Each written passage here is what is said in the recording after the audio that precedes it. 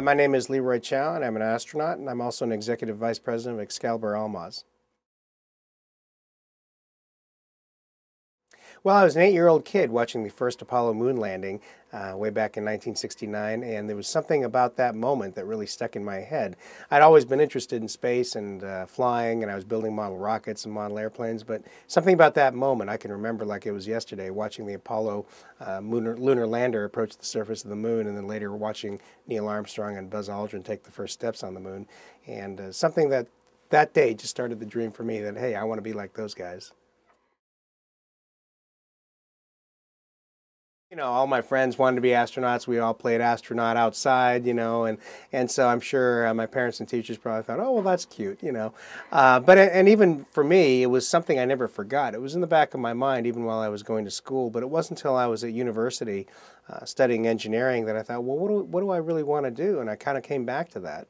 And I said, well, the degrees that I'm trying to get are going to qualify me to apply. And so that's what I did after I finished after I was getting my doctorates. That's when I first applied to NASA. Well, the minimum requirements to apply to be a NASA astronaut is at least a bachelor's degree in science or engineering, so I was getting that covered. And also you have to be in good health, which, I was in great health, so I didn't have trouble passing the medical. But that's the basic requirements, so it's pretty broad. I mean, NASA selects from a broad range of people. In my class alone, there were 23 of us, and there were several folks from the military, the test pilots, the flight test engineers, but there were also medical doctors, research engineers like myself. We even had a physicist and, people like that. So really, it's just, the recommendation that I give people who are interested is study something that you're interested in, that you have a passion for, because then you're going to do your best. And that also qualifies you to apply to be an astronaut.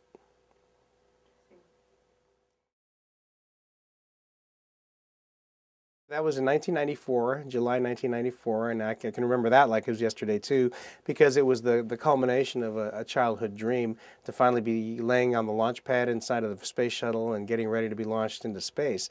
The impression of going into a space shuttle is that it looks like a brand new simulator. We've spent so many hours in the simulator that everything is very familiar, every switch, the seats, the way things work. But the vehicle, the actual spacecraft, looks brand new because it hasn't been used nearly as much as the simulators. And so even though I knew I was inside the space shuttle getting ready to go fly, something about it wasn't completely real up until we got the call at about 1 minute to go to close and lock our visors and start our oxygen flow. And at that moment, it suddenly became very real, and I felt a little bit of the adrenaline rush, and then that minute went by very quickly. And at ignition, people often ask me, well, what did you feel the very first time you launched? What did it feel like right at the moment of launch? And they're surprised when I tell them, actually, what I felt was relief.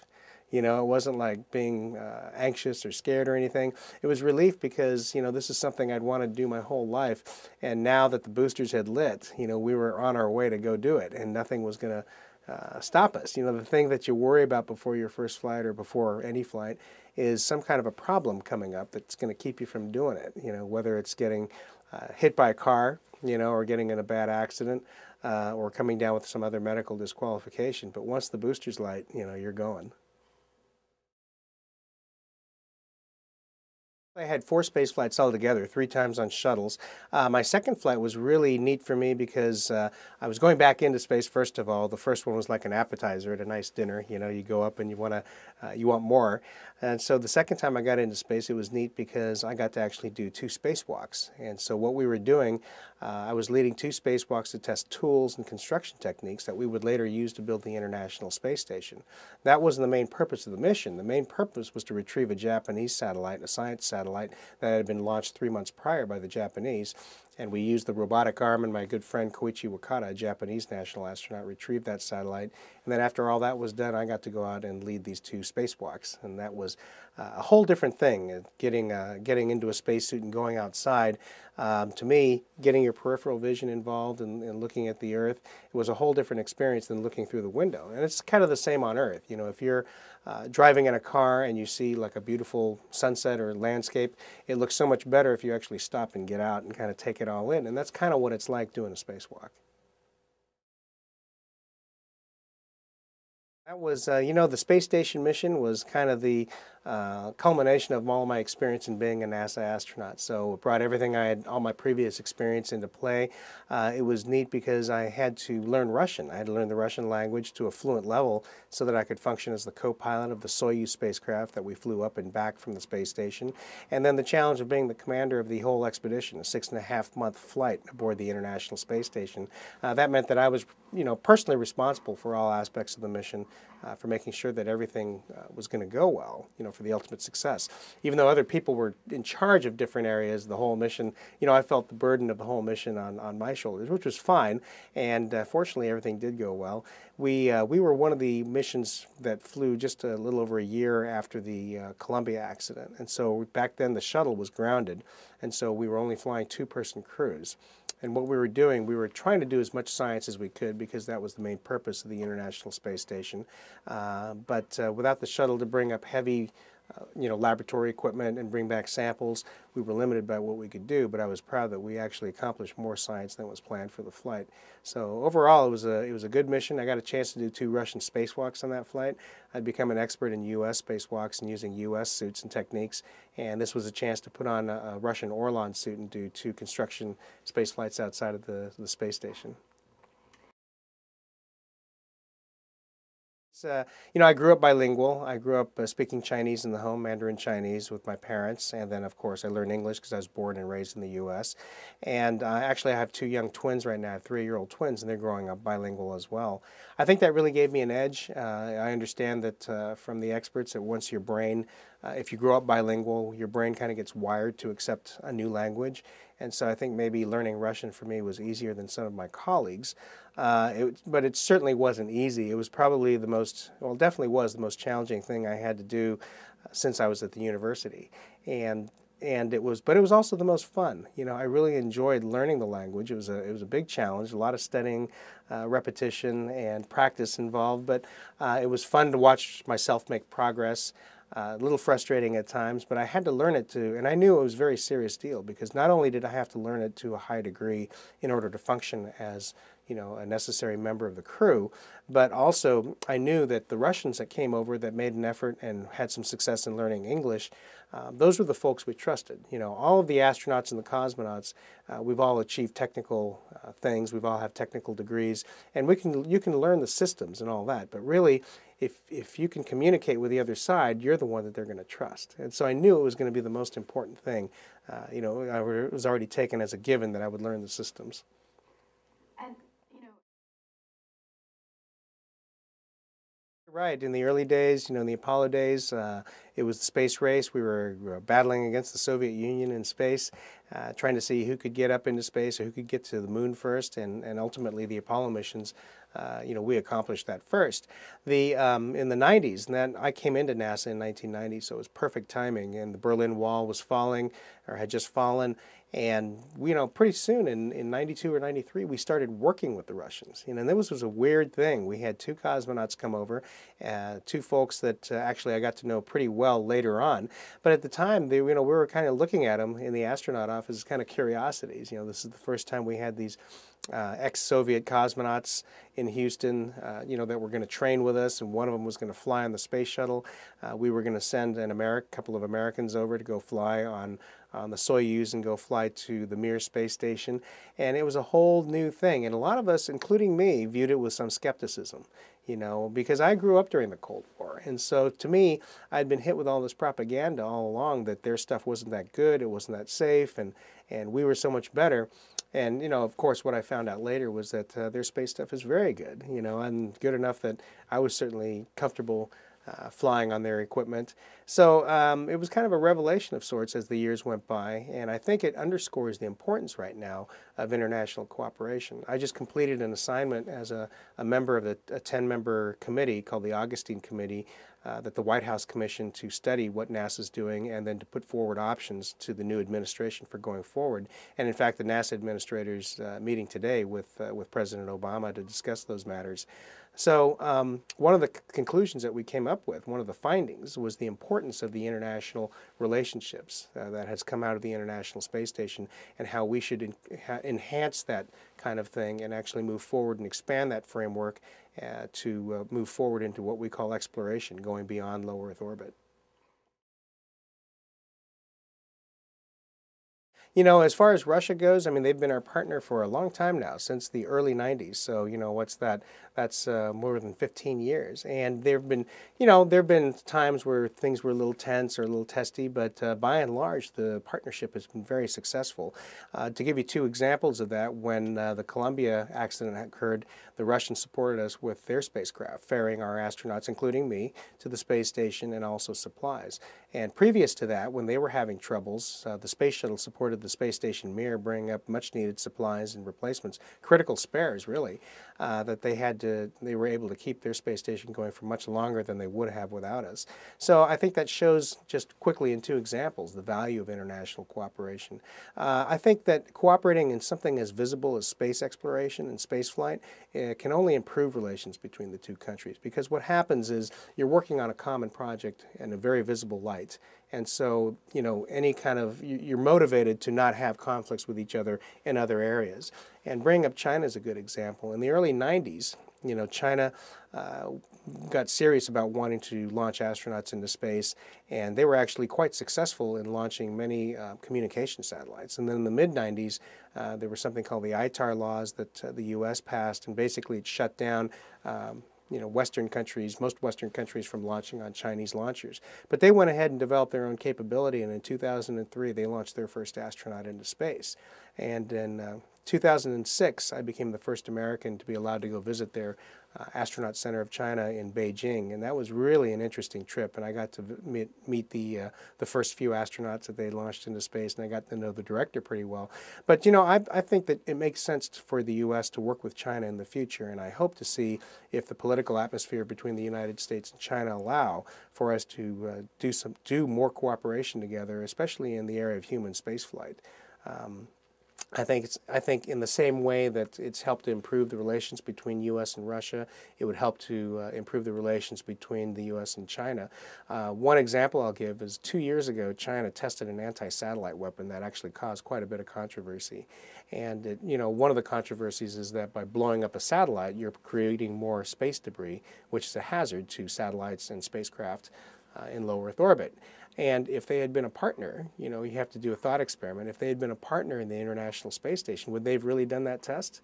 Because again, they would have really thought twice, I think, about creating that tension between the countries, and also in endangering a project potentially endangering a project they were a part of. Well, that never came up, and what I was trying to do on that mission, that was my first mission when I brought all those things.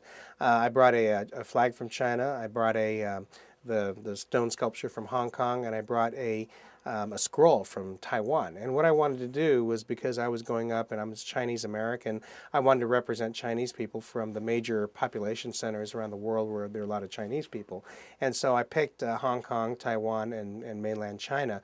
And so I wanted to bring something from each of those places, and so I really wasn't a political thing, and I hope people saw it that way, because I'm certainly not going to try to I'm an American. I was born here, I was raised in the U.S., and I'm an American first, but also very proud of my heritage. Right now, there's very little cooperation between the U.S. and China in space. In fact, it's limited to a couple of not exchanges, but a couple of meetings that the Chinese have been invited to, and that NASA has been invited to. And so there really is no cooperation to speak of in human spaceflight. There have been no astronauts coming over training with us, and vice versa. The only contact has been informal, and probably mostly through me, as far as contacts with astronauts, because once I left NASA, of course, then I wasn't affiliated anymore, and I could go off and do these things. And so these are strictly, when I went over to the Astronaut Center of China, this was strictly as an individual, wasn't representing NASA. And then a couple years ago, I attended a big human spaceflight conference in Beijing. And again, I was going, as myself. And really, there weren't any NASA astronauts there. I was the only so-called American astronaut there. We had astronauts from most of the other countries, certainly from Russia, from France, Japan, several other countries. But it was a little bit odd because, here we are in an international gathering of a lot of astronauts, and I'm talking about, somewhere upwards of 30 or so astronauts, and I'm the only American, and I wasn't even there in an official capacity.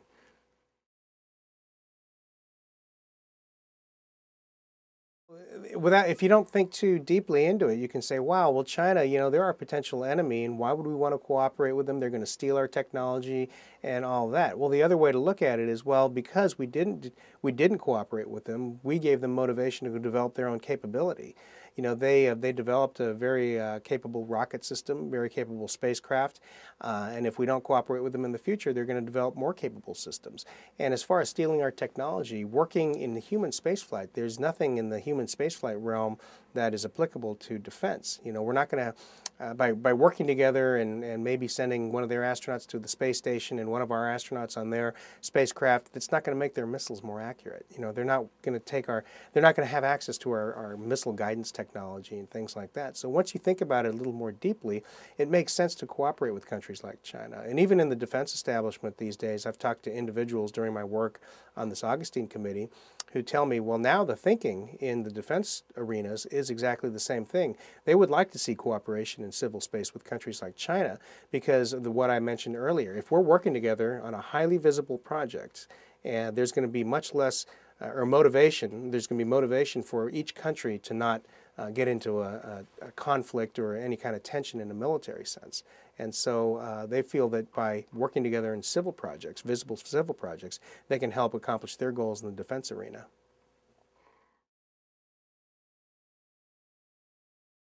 Right now, the Americans are, I feel the Americans are still the leaders in human spaceflight. But I have to say that what I feel that we have a danger here of kind of stagnating. We're kind of resting on our laurels, and there's a danger going forward if we don't take bold steps to really support human spaceflight in this country, that we could fall behind.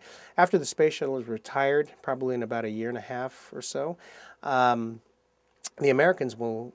We're going to have a big gap, 5 to 7 years at least, where we're not going to have the ability to send our own astronauts into space. We'll have to buy rides on the Russian Soyuz. And so that'll be a pretty big step down for us. The only two countries at that time who will be able to launch people into space will be Russia and China. And I've seen the Russian technology up close, and I've had a chance to look at some of the Chinese technology, and I have to say it's a very high level. They have good hardware, and what China lacks is operational experience. That is, they haven't flown many missions. But as they gain more experience, as they fly more missions, they'll catch up quickly. They've made some impressive strides. Russia, of course, has a lot of experience. They've been at this as long as we have, technically even a little bit longer. So I think the U.S. does face the possibility of losing the lead in human spaceflight during this period of what we call the gap.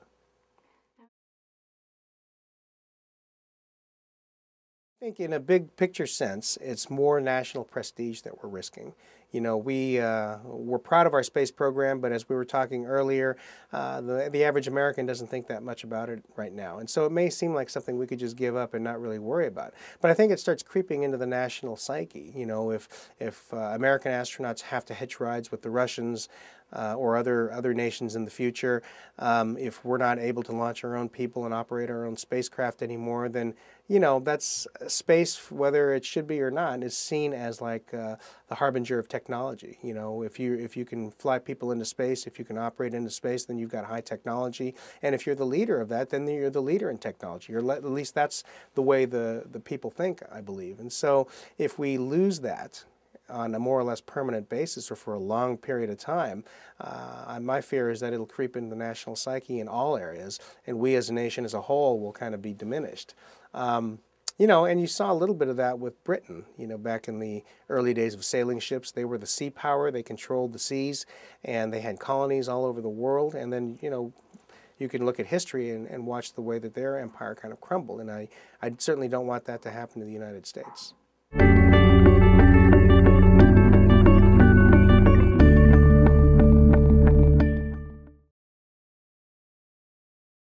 Oh, I left NASA about 4 years ago. I was there for 15 years. I had flown 4 missions, 3 times on shuttles, and then as we were discussing, I was the commander of the International Space Station, having flown up and down on the Russian Soyuz. I'd done 6 spacewalks, 4 in the American suit, 2 in the Russian suit, helped build the International Space Station. And so in a flying career, I couldn't have asked for more. It was a very fulfilling career. And when I started, I never thought I'd leave. It was something I wanted to do since I was a kid, and why wouldn't I stay there and be an astronaut as long as I could, as long as they kept letting me fly. But an interesting thing happens. After my long mission especially, I felt very fulfilled flight-wise, and I guess an analogy would be to, if you go out and have a big nice dinner, then you're kind of full for a while, So I don't miss it yet, but I'm sure someday I will. But I wanted to do other things in my life. I thought, well, I was about to turn 45 at the time, and I thought, well, if I'm going to go do something else, now's the time to do it. And so I decided to kind of jump out and try different things. One of the things that the most exciting, actually definitely the most exciting thing, is having children. I didn't have children before. I'd been married only a year before my space station mission. So, having 3-year-olds is a whole new experience, and that's the new adventure. And that's really, it may sound funny, but because people have kids every day, but having your own kids, having my own kids, was as fundamentally, or maybe even more fundamentally, life-changing than even flying in space. Well, the capsule is designed for 3 people, and so our first flights would be, two paying customers and 1 professional in the center seat, a professional commander. So we'd be selling 2 spots. As far as timetable goes, we are hoping to have our first flight sometime in 2013. So that's coming up pretty quickly, and we're marching along trying to make that deadline, or goal, I should say. The current market cost for a space flight, about a week in space, and about 6 people have gone with the Russians so far to the International Space Station. It costs about 30 to 35 million. So it's not for the faint of heart, but our own market studies that we've commissioned, as well as some public market studies, all indicate that there are somewhere around 20 or so individuals every year who have both the means and the interest to do this. And so the market's definitely out there. Sure, you bet. Richard Branson is probably the most visible of the private commercial space guys, and what his venture, Virgin Galactic, is about is suborbital flight. That is, you'll see a spacecraft that looks more or less like an airplane, and it'll fly into space but only spend about 15 minutes. It'll go up in a parabolic arc and fall back down, and so the customers on that flight will only get about 5 minutes of weightlessness. They'll get to glimpse the horizon of the Earth, take a look at it just before they start coming back down into the atmosphere. The cost of a ride on that, I think he's advertising right now, is about $200,000. And so, it's a neat thing to do, but it's not orbital flight. Orbital flight takes much more energy to get into Earth orbit. Let's see, he probably needs to get up to about Mach 3 for speed to get up to that altitude. To get into orbit, you've got to go Mach 25. So it's a factor of a little over 8 more speed-wise. And so if you calculate the amount of energy, it's quite a bit more energy to get into space, into orbit. So that's what we're offering, is orbital adventures. We would offer 5 to 7 days in low Earth orbit aboard our own spacecraft, where customers would have the view of the Earth and get to experience really living in space, probably conducting some scientific investigations that we would piggyback onto those flights. And so they would have the whole experience, kind of a mini experience of what professional astronauts have. Right. The Russians right now require a customer coming in to spend about 6 months or so in Russia, and they have to learn some Russian. They have to learn some critical words so they can, in an emergency, they can at least have minimum communication with the Russian commander of the Soyuz or something like that.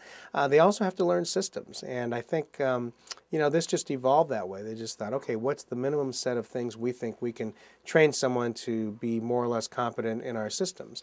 And so that's what these guys go through. And so it's not just like buying a ticket and getting on an airliner, not at all. What we hope to do is kind of bring that down a little bit to where it is a little bit more like that, but you're still really not just a customer. It'll take about a month, we think, to train for our system, and we'll teach the customer the minimum set of things that he or she needs to keep themselves safe, how to operate your pressure suit, what to do in an emergency, which is mostly listen to the commander, where the critical items are, and where the fire extinguisher is located, things like that. But we think about a month is a reasonable amount of time that people, with this kind of schedule that they probably have, would be able to take out to do something like this if they really wanted to. I think you cut your customer pool down quite a bit if you say, okay, you've got to spend 6 months with us. These folks are busy, they've got businesses to run and other things. So I think, I hope that we will actually help expand the market. Well, really, the expense of getting into space is the rocket launch, the rocket itself. Rockets right now, commercial rockets cost probably somewhere between 50 and 120 or 150 million dollars per launch, and those are all expendable. That is, you've got to buy a new rocket for each launch. And so that really is the critical part. If we can bring the price of rockets down somehow, that would help to bring space travel more to, bring the price of an experience in space down from the 35 million it is today, the market price of 35 million, down to something less. If there was some kind of really a revolutionary breakthrough, and the price of rockets fell by an order of magnitude, I mean, just imagine what that would do, as far as getting access to more ordinary people. The problems, though, is that rockets, although conceptually simple, fire comes out one end and it launches a payload into space on the other end, is simple, but really they're very complicated. If you think about the energy that a rocket engine has to put out and all the fuel, you're sitting on top of like a bomb. On the space shuttle, that big orange tank is filled with liquid hydrogen and liquid oxygen. The white solid rocket boosters on the sides are filled with solid propellant. And so there's a lot of energy in all those chemicals there, and you've got to control it in a way that it doesn't explode, but actually expend that energy to get you up into space. So there's a lot of plumbing, a lot of valving, a lot of control systems, and it's a very complicated thing. So how do you bring the price of that down? Well, some companies are trying to develop their own rockets. They think they've got a better way. And I hope they're successful, because we, Excalibur Almaz, are not building rockets. We would be a customer. And if there became a less expensive rocket that was reliable, we would certainly want to buy that rocket and fly our spacecraft on it. Other companies are looking at other innovative things to do. Excalibur Almaz, we're looking at possibly using rockets that currently aren't being used for manned launches. There's a rocket called the Zenit, and a company called Sea Launch, which is currently in bankruptcy, that we've been in talks with, and there's some possibilities there of maybe using some of that infrastructure later on. And so we are very acutely aware of the problem of the cost of launching people into space, and that the fact is it's focused on the rocket, and we're trying to be innovative and look at all markets and all possibilities to find a way to bring that price down. Well, by and large, they're all government. I mean, it's the big players right now are the United States, Russia, and China. We're the only three countries in the world that can launch astronauts into space. Now, around the world, mostly in the U.S., you see some companies like Excalibur Almaz and a few others who are trying to launch private commercial people into space, but nobody's done it yet. The only private vehicle that's made it into space so far was Spaceship One in 2004, and that was an effort that was funded by one of the Microsoft founders, and he spent, I think it was published that he spent about $20 million to develop the spacecraft to do a suborbital flight. And like I said earlier, it's not the same as going into orbit, but it was a huge first step. It showed that a private commercial venture could actually build a spacecraft and get someone into space. And so I think that was a big milestone, a big boost psychologically for everyone working in this field, and it sure got me excited. It was right before I went to the space station, and it got me thinking about possibilities in private commercial space. 2020, let's see, I hope by then we'll have regular access to space commercially. My hope is that we will find some way to bring the price of rockets down. Another thing excuse me. Another thing I didn't mention about the rockets is that if you increase the number of rockets you build and you buy, then it's the scale of economies, the price is going to come down. It may not come down an order of magnitude, but if we start, if several commercial ventures start being successful and there becomes a bigger market for these rockets, the price will naturally come down a bit. And so that's why I think Excalibur Almaz, we're a little bit unique in that we don't look at our so-called competition with disdain. We want them to succeed, because this market needs to succeed, and for that to happen, it needs to have more than one player. And certainly the market's big enough that even if we are successful beyond our wildest dreams, we couldn't handle the entire market ourselves, not yet.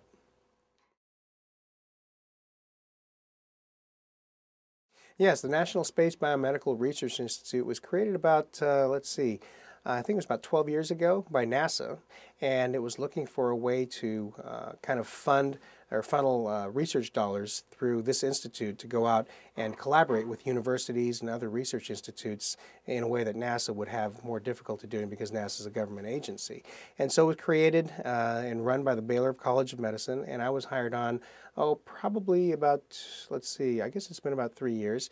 And I'm the chairman of the user committee, or user panel. And what we're a panel composed of current and former astronauts, as well as current and former flight surgeons. And what we do is we advise the chairman. We're an advisory panel.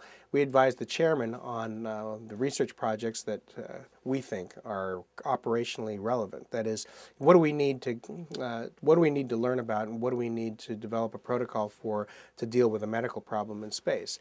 So as an example, one of the biggest concerns about going out beyond low Earth orbit is the radiation. You know, we find that exercise seems to counteract a lot of the negative effects of spaceflight, like bone loss and muscle atrophy and cardiovascular systems, issues. But really, the radiation is something you worry about. If you start going on a trip to Mars, you're going to be away from the Van Allen belts. You're going to be susceptible to solar flares, and what do you do? And so that's one of our big areas of concerns. And so we see us advising the director for the NSBRI that, well, we should fund more research on developing better detectors or pharmaceutical countermeasures maybe to help protect astronauts from radiation, or even looking at shielding. What kind of lightweight shielding would be most effective to create a safe haven in a spacecraft going to Mars. Other areas of research, as I mentioned, were bone loss and muscle loss and cardiovascular atrophy. Those are always significant areas that we're worried about. Exercise, as I said, seems to counteract a lot of that. But right now, we exercise 2 hours a day on the station, which is a huge hit out of your day. I mean, it's great for staying in shape, but, it cuts into the productivity of the crew. And if you look at how expensive it is to get a crew into space, if we can keep them healthy and have them exercise, but, spend less time doing it, we can get more done.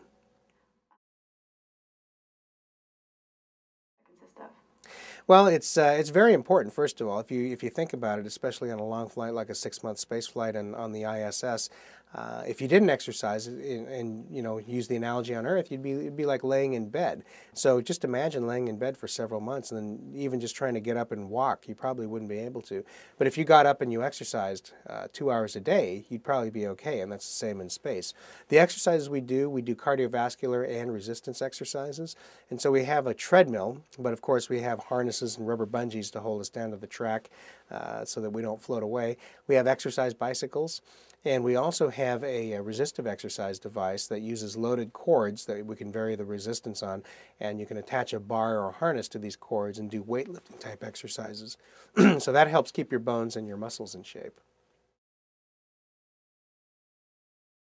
Well, one of the ultrasound experiments that we did on board was very interesting. We were doing something called telemedicine, where we were using the ultrasound, and I'm not an MD, and neither was my crewmate on board, but we were able to, with very little training, show that we could produce diagnostic quality images of bones, eyes, internal organs, things like that. And so one interesting application of this ultrasound is the possibility that you could actually use it to measure critical bone areas, or areas where we know historically have seen a lot of loss. And you could actually track during a long space mission, do measurements and track if you're losing bone in these areas. So that's something that's very exciting, because on Earth, when they check you for bone loss, you get in this big machine. I mean, it's huge. It's the size of a room, and it's got a platform with an X-ray that kind of scans your whole body and in critical areas, and it takes a while, and it just wouldn't be practical to have a machine like that in space. So if you could show that using a portable diagnostic quality ultrasound, which basically is the size of a laptop with some extensions to it, if you could actually measure reliably bone loss with that, that would be a great tool to have. Well, there's some very exciting work in that area, and one of the researchers that's funded by NSBRI is working on exactly that. And that has real application, because when you're monitoring an astronaut, and we're not always monitored, but during certain times when we're having a physical exam, we have to take blood samples, or we have to give other samples, and it's not easy to do, especially in zero gravity. So if you can imagine trying to squeeze blood out of a finger prick and then getting into a capillary tube and getting that into a machine to be analyzed, it all can be done, and we do it. but it's, then you might have some droplets of blood floating around, So if you can find a non-invasive way to do it, that would certainly make life easier for us on board. Also, when you're in a spacesuit, we do some very rudimentary monitoring right now in both the Russian and the U.S. spacesuits. We load up a simple electrocardiogram, and the flight surgeons can look at the your heartbeat while you're doing a spacewalk. They can also well, they don't have it right now, but they could also theoretically look at, maybe with this device, the oxygenation of your blood and other parameters just to determine the health of the astronaut who's doing the spacewalk. So this kind of technology is very exciting and has real application in space. And the neat thing about a lot of the NSBRI projects that are funded by NSBRI is they also have application for patients on the ground. The ultrasound that I mentioned has application not only in space for a long mission or for a mission to the moon or Mars, but also in remote areas on the Earth. Not even just, I'm not even talking about expeditions like to the Antarctic, but just a remote area, a small town somewhere. The local doctor is not going to know everything. And so if that person can link in with a diagnostic ultrasound to the hospital in New York City, through the internet, then they can do a very quick diagnosis of something that's wrong with someone who's in this remote area. Well, if you ask astronauts, we'll tell you there's no issue, But of course, fatigue is a problem. I mean, it's as big a problem in space as it is on the ground. And you could make an argument that it's even more critical in space because a mistake up there could be literally life-threatening or could cause, big problems in the mission. So fatigue is an issue that we're concerned about. We're definitely scheduled for a full 8 hours of sleep every night. But just like on Earth, you're often busy, and you usually don't use all that 8 hours to sleep. You're usually staying up late and catching up on things, or doing something you want to do, looking at your photographs or watching a movie or something. And so over time, over a long mission, fatigue can really build up. And that's something that we are trained as astronauts to be self-aware of. We have to kind of monitor ourselves. But we also have tools, and some of which are also funded by NSBRI. We have self-assessment tools, computer-based tools to see if how we're performing mentally. And there's some also very interesting technology and work that's being funded by NSBRI to look at facial recognition, to look at your patterns to see if you're experiencing stress or fatigue. I find that interesting, and I have to tell you, as an astronaut, it makes me a little bit concerned because as an operator, I could see getting up there and thinking, well, okay, now I've got to control my facial muscles to make sure that they don't think I'm stressed out. But really, it's the kind of thing that I think we'll gain acceptance with gradually, but it probably has more immediate application in things like homeland security and, looking at facial recognition of people going through airports and things like that to see who's under stress. Yes, the biggest thing that went wrong during one of my missions was when we were coming into dock to the International Space Station in our Soyuz spacecraft. We were inside of 1,000 yards or 1,000 meters, and suddenly all the alarms started going off, and we had lights going and alarms, and then next thing you know, we started actually rotating away from the space station. We started losing the visual sighting of the space station through the periscope, and so this was a real emergency. And the first thing that hit me was disbelief. Usually this was what happens during the training in the simulator. Usually on the actual flight day, everything works perfectly. So the training kicked in. We quickly went through our emergency procedures, took manual control, and we got the spacecraft under control and stopped about 50 meters from the space station. And so the net effect of the failure was that we were actually turning and speeding up towards the space station when we should have been slowing down. So it was actually quite a dangerous situation. But we got manual control, performed the first manual docking to the station at night. And it was one of those situations where afterwards, after we were safe and we were all docked and everything, that we kind of took a breath and thought, wow, that was pretty dangerous situation. And but it shows you that the training pays off. It was just automatic. We just went right to it. We had our books out already. We went right to the right procedures and executed them, and everything went well. Well, it's always been the big breakthroughs in transportation has always been propulsion. However how you're gonna get the vehicle going. It's from the ground transportation side. Horse and buggies gave way to steam engines and locomotives, to the first practical small gasoline engine and the cars. First cars. Steamships, sailing ships gave way to steamships, gave way to diesel and nuclear-powered vessels. The airplane started out as these tiny little engines turning propellers to turboprops and modern propeller airplanes, to the jet engine, advent of the jet engine, turbojets, and then to turbofans, which were efficient enough to allow the air transportation system as it is today to develop. Same as rockets. Rockets have remained fundamentally unchanged, except for a few exceptions, for the last almost 50 years. And so for there to be a fundamental shift in rocketry and getting into space, there almost has to be a breakthrough in propulsion, either in how to bring the price down or how to more efficiently get people up into space. And that's, as we talked about earlier, the key barrier is the expense of a rocket. It's a matter of getting enough energy to get off of the planet and into low Earth orbit. It takes a fixed amount of energy to do that per mass of payload. And so that part is fixed. But how you do that, how you get the energy, how do you extract it from the chemical propulsion you're using, or if you're coming up with a whole new way of doing it. The neatest thing about research and science is that we don't necessarily know what's going to come down the pike. We think we know what we're working on. Oftentimes discoveries are made when you're trying to discover something else. You end up accidentally discovering a different thing. And so one of those things might happen that enable us to have more efficient rockets. It's hard for me to kind of guess what that might be. I think the most important thing about an astronaut is you have to take first of all, take for a given that the person's done pretty well in school, has the intelligence and all that to learn new systems and new things. But after that, the most important thing, I think, is being able to get along with others, flexibility and teamwork, those issues. Because as we fly longer and longer in space, those are really important factors. Even on short shuttle missions, those are important factors to put a crew together that can work together effectively as a team, that can get along. And so I think for an individual, I think the most important thing is being able to work with others. NASA, interestingly, hadn't done that much until fairly recently, because we'd always flown short missions, and we're all professionals, and the thinking as well, everyone can get along for a 2-week mission, right? And everyone can.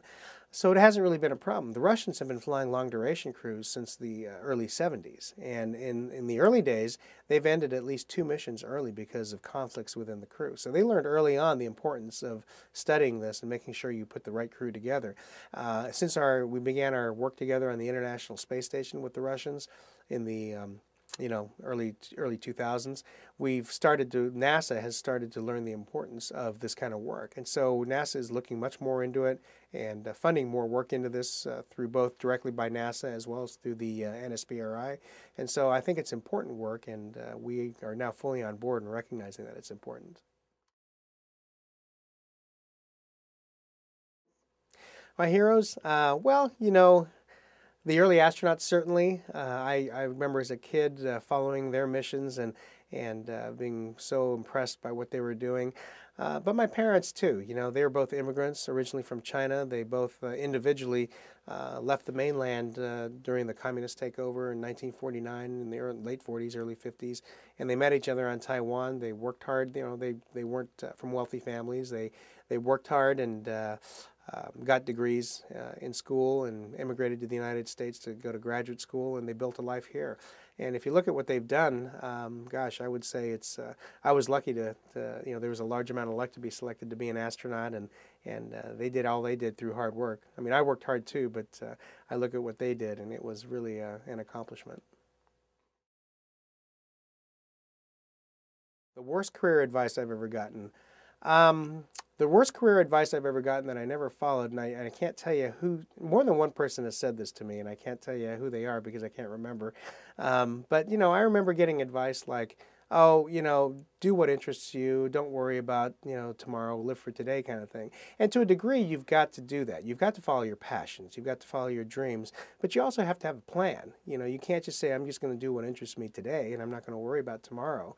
That doesn't work, and anyone who's tried that, I think, quickly finds that out, or hopefully quickly finds that out.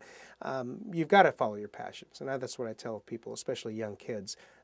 Think about what turns you on, what you dream about, what you'd like to accomplish. But along with that, make a plan and work hard to make it happen. Wow, you've got me on that. Let's see. Well, probably some mistakes I made that I was glad happened in the context that it did was when I was studying engineering, I did an engineering co-op job, which means that you go out while you're still a student and you spend several months working at a company and things like that. And I did that with IBM, and I ended up going up to Burlington, Vermont, and had a great experience doing it. But I learned my mistakes there. And fortunately for me, I made my mistakes there in my co-op jobs instead of when I was out as a professional working in the workforce. And to me, my mistakes I made were learning how to work with different groups of people. I mean, I went to school at Berkeley, which was a pretty diverse group, but working in a professional setting, I hadn't really done that before.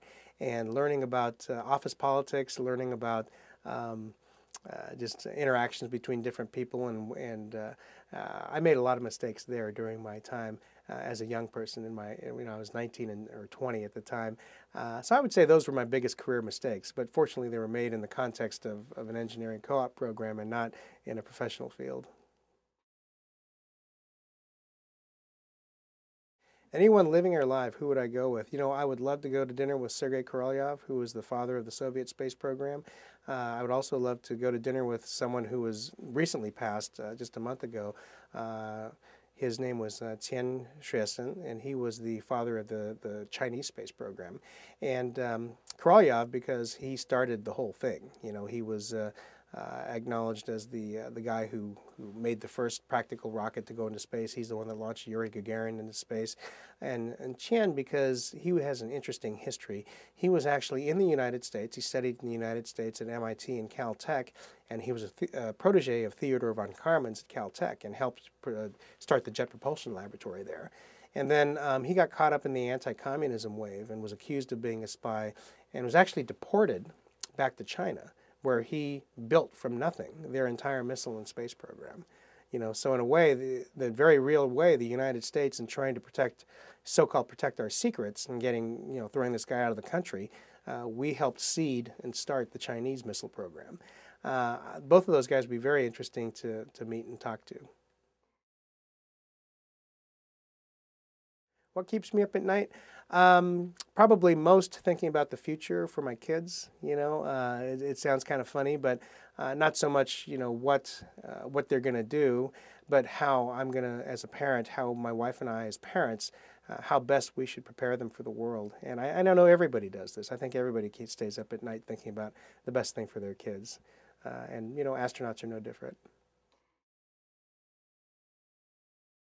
Obstacle I've had to overcome. I will say, I'm an American. I was born in the United States. I'm proud to be an American. I'm an American first, but obviously I'm a Chinese American. And growing up, my family, my parents, and I think rightly so, didn't put us in Chinatown, didn't put us with our other ethnic group, but put us in mainstream America. And that helped us their thinking was that'll help us assimilate into the mainstream and be a part of it. And it did. But, as a young person in a predominantly white area, I was picked on quite a bit, and I was the smallest kid in the class because my birthday's in August, so I started school early, so I was always the smallest kid. So I had some real challenges growing up, especially in middle school. But I overcame all that. But that was probably the biggest challenges, was just, getting through that time and getting a perspective, and to take something positive out of that. It did give me perspective. It certainly gave me tolerance of other people, of other races and other ethnicities, and I think that's helped make me a better person. Well, my advice is really to follow your passion. Study something that interests you but also qualifies you to apply. It's, as I said, NASA recruits from a wide variety of backgrounds. You have to have a bachelor's degree at least in science or engineering, but pick the field that you like. I know people who have applied to be astronauts who ask me, well, should I do this? Should I do that? And I said, it doesn't matter. The basic requirements are you have to be in good health. You have to have a good heart. In a technical way, not so much be a kind person, well, although that helps. But, study something that you like and do well in it.